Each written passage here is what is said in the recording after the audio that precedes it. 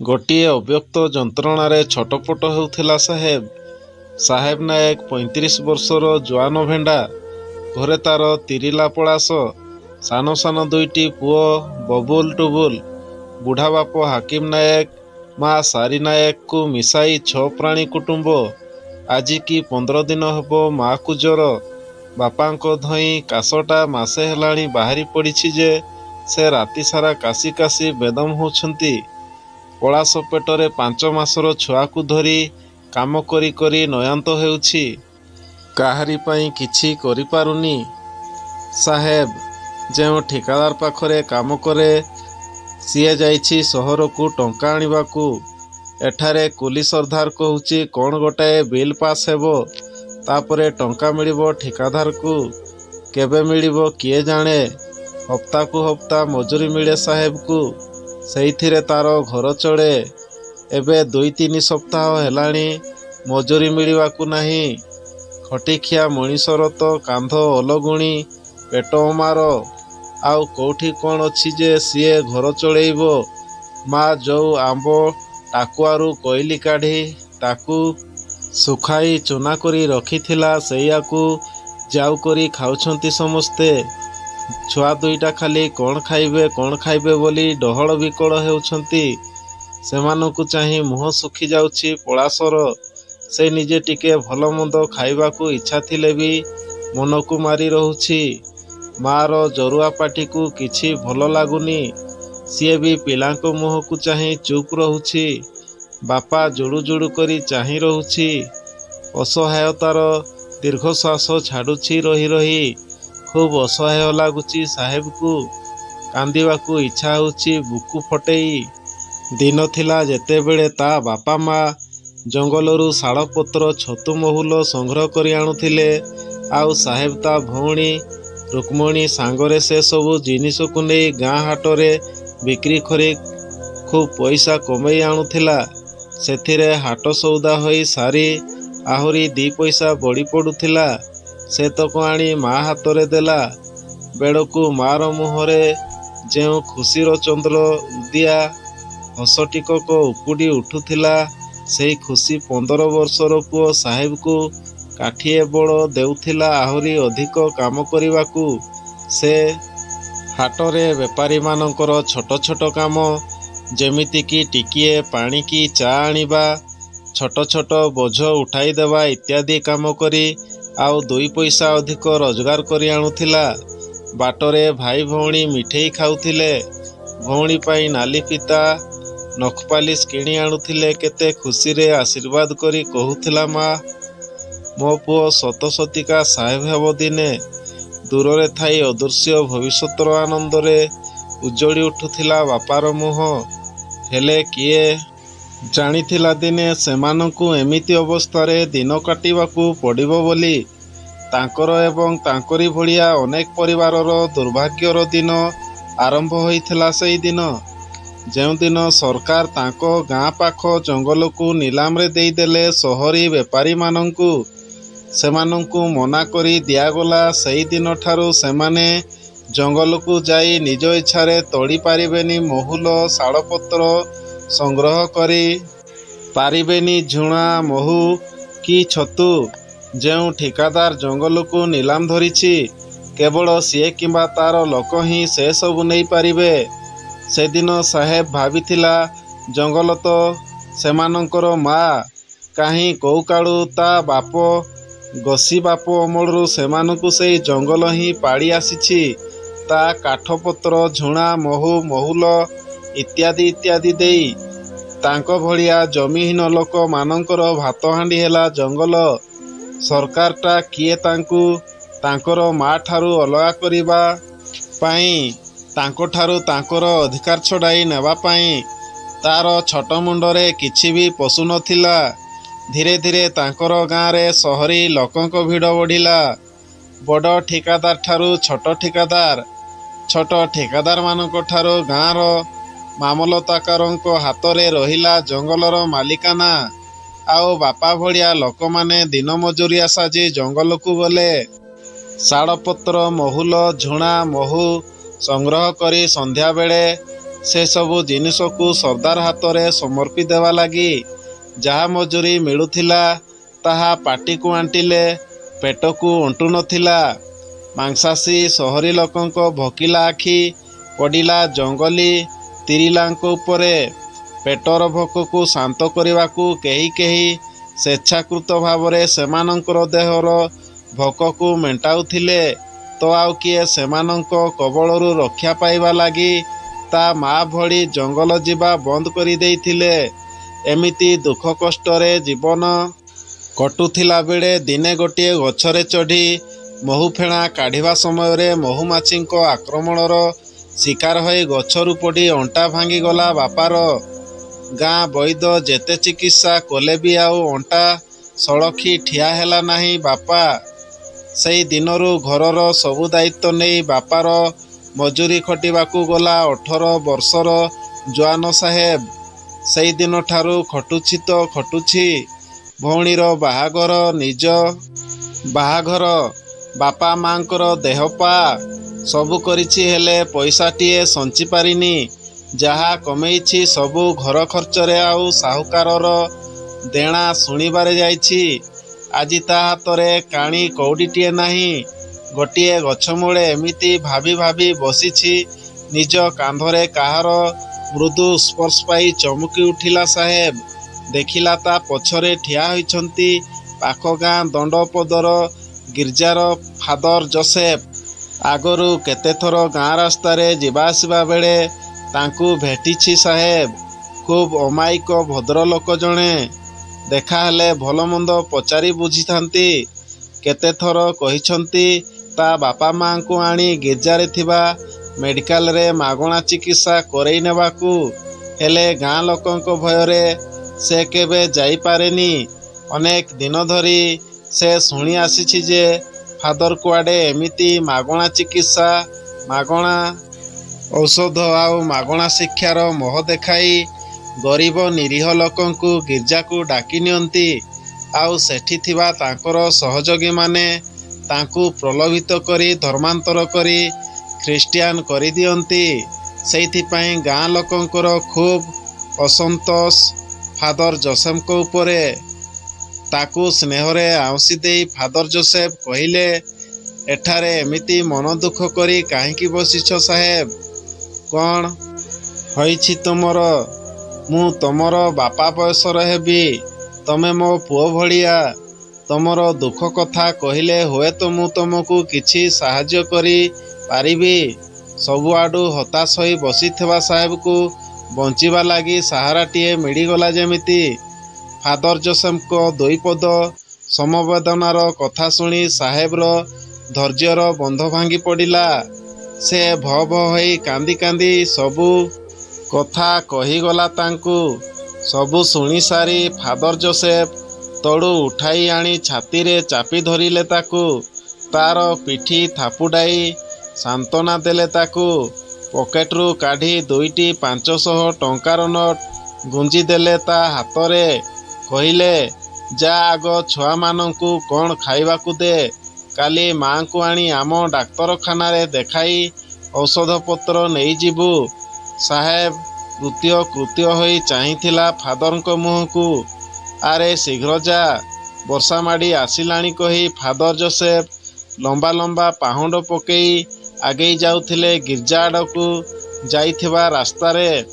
ସାହେବର ମନେ ହେଉଥିଲା ଧଳା ପୋଷାକରେ ଦେବଦୂତ ଜଣେ ସ୍ୱର୍ଗରୁ ଓହ୍ଲାଇ ଆସିଥିଲେ ତାକୁ ସାହାଯ୍ୟ କରିବାକୁ। ଗାଁ ଲୋକଙ୍କଠାରୁ ଶୁଣିଥିବା କଥାଗୁଡ଼ିକ ତାକୁ ଡାହା ମିଛ ବୋଲି ଲାଗୁଥିଲା। ଫାଦରଙ୍କ ଲୋକପ୍ରିୟତା ଦେଖି ଗାଁ ଲୋକେ ଅସହିଷ୍ଣୁ ହୋଇ ତାଙ୍କ ବିରୋଧରେ ଉଷା ରଟନା କରୁଛନ୍ତି ବୋଧହୁଏ। ସେଦିନ ସେଇ ଟଙ୍କାରେ ଘର ସଉଦା ସାଙ୍ଗରେ ପୁଅମାନଙ୍କ ଲାଗି ମିଠେଇ, ପଳାଶ ଲାଗି ବାରମଜା, ବାପା ମାଙ୍କର ଔଷଧ ସହିତ ଫଳମୂଳ ନେଇ ଘରକୁ ଫେରିଲା ବେଳକୁ ତା ମୁହଁ ଖୁସିରେ ଝଲସି ଉଠୁଥିଲା।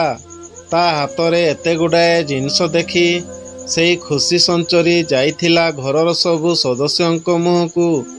ସେଦିନ ରାତିରେ ଭାତ ଡାଲି ତରକାରୀ ରୋଷେଇ କରି ପେଟ ପୂରା ଖାଇଲେ ସାରା ପରିବାର। ରାତିରେ ଖାଇ ପିଇ ସାରିବା ପରେ ଶୋଇବା ବେଳକୁ ପଇସା କେଉଁଠୁ ଆଣିଲ ବୋଲି ପଚାରିଲା ପଳାଶ। ମାଇପି ଲୋକ କଥାଟା ଜାଣିଲେ କାନକୁ 5 କାନ ହୋଇ ଗାଁରେ ଘୂରି ବୁଲିବ ଆଉ ଗାଁ ଲୋକେ ପୁଣି ଫାଦରଙ୍କୁ ବଦନାମ କରିବେ ବୋଲି ଭାବି ସାହେବ ସତ କଥାଟା ନ କହି କରଜ ଆଣିଛି କହି ବାଆଁରେଇ ଦେଲା ପଳାଶକୁ। ତା ପରଦିନ ସକାଳୁ ମାକୁ ସାଙ୍ଗରେ ନେଇ ସାହେବ ପହଞ୍ଚିଲା ଫାଦର ଜୋସେଫଙ୍କ ଡାକ୍ତରଖାନାରେ। ସେଠାରେ ଥିବା ଡାକ୍ତର ମାକୁ ମାଇନା କରି ଔଷଧପତ୍ର ଦେଲେ ଏବଂ ସେସବୁ ଔଷଧର ଖାଇବା ବିଧି ଜାଣିବା ଲାଗି ପଠାଇଦେଲେ ଆର ଘରେ ବସିଥିବା ସିଷ୍ଟର ମିରିଆଙ୍କ ପାଖକୁ। ପତଳା ଗୋରା ତକତକ ଚେହେରାର ସୁନ୍ଦର ଝିଅଟି ସିଷ୍ଟର ମିରିଆ। ତାର ଚେହେରାଟି ଥିଲା ଯେତିକି ସୁନ୍ଦର, କଥା ଥିଲା ସେତିକି ମଧୁର। ସାହେବର ଆଖି ଦୁଇଟା ହଟୁ ନଥିଲା ମାରିଆର ମୁହଁ ଉପରୁ।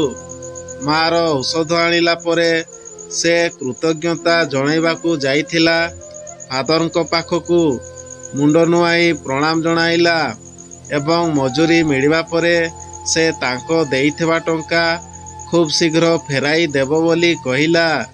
ସ୍ୱଳ୍ପ ହସି ଫାଦର କହିଲେ, ସେ ଟଙ୍କା ଫେରସ୍ତ କରିବା ଦରକାର ନାହିଁ, ବରଂ କେତେବେଳେ କେମିତି ଆସି ଗିର୍ଜା ପାଖରେ ଥିବା ବଗିଚାରେ କିଛି କାମ କରି ସୁଝାଇ ଦେବ ସେ ଟଙ୍କା। ପ୍ରସ୍ତାବଟି ମନକୁ ପାଇଲା ସାହେବର। ସେଇଦିନଠାରୁ ସେ କେତେବେଳେ କେମିତି କାମଧନ୍ଦା ସାରି ସେ ଚାଲିଯାଏ ଗିର୍ଜାକୁ।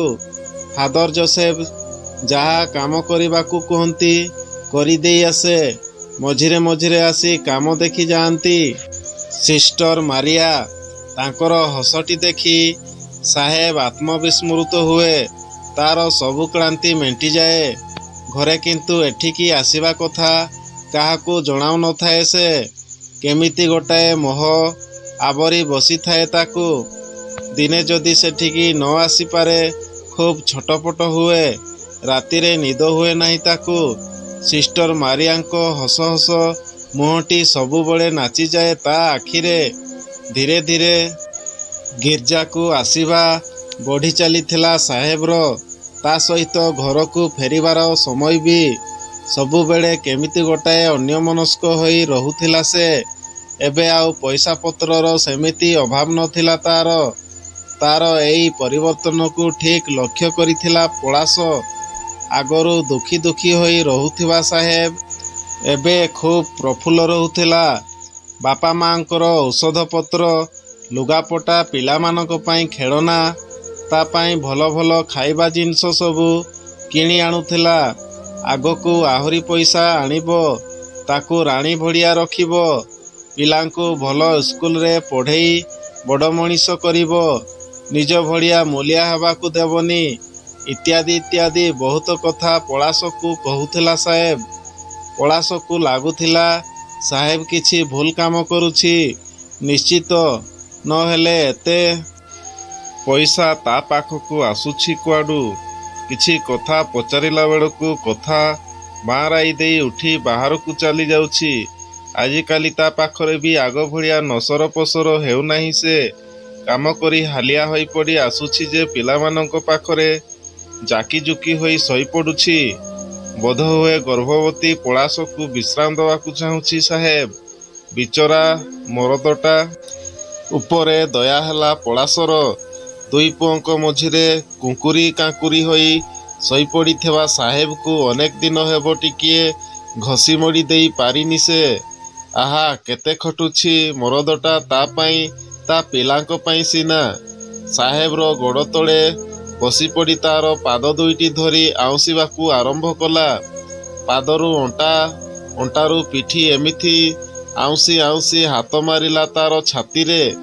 ଛାତିରେ ହାତ ଦେଲା ବେଳକୁ ସାର୍ଟ ତଳେ କ'ଣ ଗୋଟିଏ ମୁନିଆ ଜିନିଷରେ ହାତ ବାଜିଲା ପଳାଶର। କ'ଣଟାଏ ବୋଲି ସାହେବକୁ ଓଲଟାଇ ଦେଇ ସାର୍ଟ ବୋତାମ ଖୋଲିଦେଲା ସେ। ବିସ୍ମୟରେ ଆଖି ଦୁଇଟା ବିସ୍ଫାରିତ ହୋଇଗଲା ପଳାଶର। ସାହେବର ବେକରେ ଝୁଲୁଥିଲା ରୂପା ଚେନରେ ବନ୍ଧା କ୍ରସଟିଏ। ଯେମିତି ଗାଁକୁ ଆସୁଥିବା ଖ୍ରୀଷ୍ଟିଆନ ପାଦ୍ରୀ ଆଉ ତାଙ୍କର ସାଥୀମାନଙ୍କ ବେକରେ ପଡ଼ିଥିବାର ଦେଖିଥିଲା ସେ। ଜିଭ କାମୁଡ଼ି ପକାଇ ଖଣ୍ଡେ ଦୂରକୁ ଘୁଞ୍ଚିଗଲା ପଳାଶ। ତାହେଲେ କ'ଣ ସାହେବ ଖ୍ରୀଷ୍ଟିଆନ ହୋଇଯାଇଛି? ଶାଶୁ ଶ୍ୱଶୁର ଜାଣିଲେ କ'ଣ ହେବ? ଗାଁ ଲୋକେ ଜାଣିଲେ କ'ଣ ହେବ? ଜାତିପତି ବାସନ୍ଦ କରିବେ ତ କରିବେ, ସାହେବର ଜୀବନ ରଖିବେ ତ? ଭଲରେ ବରଡ଼ା ପତ୍ର ପରି ଥରି ଥରି ସାହେବକୁ ଝିଙ୍କି ଏକା ଝଟକାରେ ଉଠାଇ ଦେଲା ସେ। ନିଦ ମଳମଳ ଆଖିରେ ଉଠି ପ୍ରଶ୍ନିଳ ଦୃଷ୍ଟିରେ ଚାହିଁଲା ସାହେବ। ନିଜର ରାଣ ପିଲାଙ୍କ ରାଣ ଦେଇ ସତ କଥାଟା ସାହେବଠାରୁ ଆଦାୟ କରିବା ଲାଗି ବେଶୀ ସମୟ ଲାଗିନଥିଲା ପଳାଶକୁ। ଧୀରେ ଧୀରେ ସେ କହିଗଲା, କେମିତି ଫାଦର ଯୋସେଫଙ୍କ ମିଠା ମିଠା କଥା, ଅଯାଚିତ ଆର୍ଥିକ ସହାୟତା, ସେ ଦେଖାଇଥିବା ସୁନ୍ଦର ଭବିଷ୍ୟତର ସୁନେଲି ସ୍ୱପ୍ନର ମାୟାଜାଲରେ ପଡ଼ି ସେ ଧର୍ମାନ୍ତରିତ ହୋଇ ଖ୍ରୀଷ୍ଟିଆନ ହୋଇଯାଇଛି। ସବୁ କରିଛି କେବଳ ନିଜ ପିଲାମାନଙ୍କ ପାଇଁ, ନିଜ ପରିବାର ପାଇଁ। ଘୃଣାରେ ମୁହଁ ଫେରାଇ ନେଇଥିଲା ପଳାଶ। କହିଥିଲା, ତୁମେ ଆମକୁ ଯେମିତି ରଖିଥିଲ ଆମେ ରହିଥିଲୁ, ସୁଖେ ଦୁଃଖେ ଚଳୁଥିଲୁ। କେବେ ତୁମକୁ କହିଥିଲୁ କି ଆମକୁ ଭଲ ଖାଇବାକୁ ଭଲ ପିନ୍ଧିବାକୁ ଦିଅ ବୋଲି? ତୁମେ ବାପା ମା କେବେ କହିଥିଲେ କି ଆମକୁ ଭଲ ଡାକ୍ତର ଦେଖା, ଭଲ ଔଷଧପତ୍ର ଫଳମୂଳ ଆଣିଦେ ବୋଲି? ତେବେ ତମେ ନିଜକୁ କାହିଁକି ବିକିଦେଲ ଫାଦରଙ୍କ ପାଖରେ? ନିଜକୁ, ନିଜର ଆତ୍ମାକୁ, ବାପା ମାଙ୍କର ବିଶ୍ୱାସକୁ, ଆମ ଗାଁ ସାଇ ଭାଇ, ଆମ ଠାକୁର ସମସ୍ତଙ୍କୁ ବିକିଦେଲ ସାମାନ୍ୟ କେତୋଟା ଟଙ୍କା ଆଉ ନିଜର ସ୍ୱାର୍ଥ ପାଇଁ? ଆମେ ହିନ୍ଦୁ ହୋଇ ଜନ୍ମ ନେଇଛୁ, ହିନ୍ଦୁ ହୋଇ ମରିବୁ, ବିଧର୍ମୀ ହୋଇ ନୁହେଁ। ଚାଳରେ ଖସା ହୋଇଥିବା ଧାରୁଆ କାତିଟାକୁ ଭିଡ଼ି ଆଣିଲା ପଳାଶ। କହିଲା, ଆମ ପାଇଁ ତମର ଏତେ ଚିନ୍ତା ତ ଆଜି ସେ ଚିନ୍ତା ମୁଁ ଦୂର କରିଦେଉଛି। ଆଗ ପୁଅ ଦୁହିଁଙ୍କୁ ହାଣିବି, ତାପରେ ନିଜେ ହାଣି ହେବି। ତମର ସବୁ ଚିନ୍ତା ଏକାଥରକେ ତୁଟିଯିବ। ପୁଅ ଦୁହିଁଙ୍କୁ ପଳାଶକୁ ଜୀବନରୁ ଅଧିକ ଭଲ ପାଉଥିଲା ସାହେବ। ପଳାଶର ଏ ଦୃଢ଼ୋକ୍ତି ଶୁଣି ହାଲୁକା ଶୁଖିଗଲା ତାର। ଧାଇଁ ଯାଇ ପଳାଶ ହାତରୁ କଟୁରୀଟା ଛଡ଼ାଇ ଆଣି ତଳେ ପକାଇ ଦେଇ ପଳାଶର ଗୋଡ଼ ଧରି କ୍ଷମା ପ୍ରାର୍ଥନା କରି କହିଲା, ମୋର ଭୁଲ ହୋଇ ଯାଇଛି ପଳାଶ, ମୋତେ ତୁ କ୍ଷମା କରିଦେ। ମୁଁ ତୋତେ କିମ୍ବା ମୋର ପିଲାମାନଙ୍କୁ ଛାଡ଼ି ବଞ୍ଚିପାରିବିନି। ତୁ ଦେଖିବୁ, ମୁଁ କାଲି ସକାଳେ ପୁରୀ ଯାଇ ସେଠାରେ ମୁକ୍ତି ମଣ୍ଡପରେ ଜାତି ହୋଇ ଆସିବି। ଆଉ ଦିନେ ହେଲେ ଗିର୍ଜା ଦୁଆର ମୁହଁ ମାଡ଼ିବିନି। ତୁ ମୋ ପିଲାଙ୍କୁ ମାରେ ନାହିଁ କି ନିଜେ ମର ନାହିଁ ଲୋ। ତମକୁ ହରାଇ ମୁଁ ମରିଯିବି। କାନ୍ଦି କାନ୍ଦି ପଳାଶକୁ ଜାବୁଡ଼ି ଧରିଥିଲା ସାହେବ। ଦୁହିଁଙ୍କ ଆଖିରୁ ଲୁହଧାର ବହି ଓଦା ହେଉଥିଲା ଘରର ମାଟି ଚଟାଣ। ସତେ ଯେପରି ଦୁହିଁଙ୍କ ଲୁହରେ ଧୋଇ ହୋଇଯାଇଥିଲା ପୃଥିବୀର ସବୁ କଳୁଷ। ପୂର୍ବାକାଶରେ ସିନ୍ଦୁରା ଫାଟି ଆସୁଥିଲା। ଝାଡ଼ିଝୁଡ଼ି ହୋଇ ସାହେବ ବାହାରିଗଲା ବାହାରକୁ। ନିଜର ନିତ୍ୟକର୍ମ ସାରି ତାକୁ ଗାଁ ମୁଣ୍ଡ ରାସ୍ତାରେ ପହଞ୍ଚି ବସ୍ ଧରି ପୁରୀ ଯିବାକୁ ହେବ।